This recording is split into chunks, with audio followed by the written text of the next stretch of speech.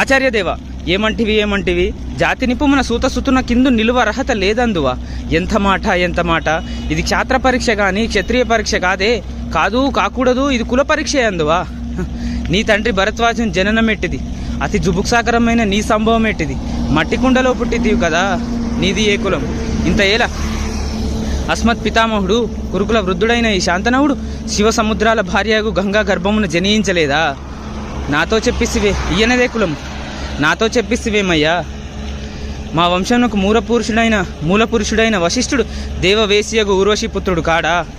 అతడు పంచమజాతి కన్య అయిన అరుంధతి యందు శక్తిని, ఆ శక్తి చండాలంగన యందు పరాశరుని, ఆ పరాశరుడు పల్లెపడుచు అయిన మత్స్యగంధి యందు మా తాత వ్యాసుని, ఆ వ్యాసుడు విధవరాన్రైన మా పితామహి అంబికతో మా తండ్రిని, పినపితామహి అయిన అంబాలికతో మా పినతండ్రి పాండురాజును, మా ఇంటి దాసితో ధర్మ నిర్మాణ జనుడని మీచే కీర్తింపబడుతున్న ఈ విదురదేవుణ్ణి కనలేదా.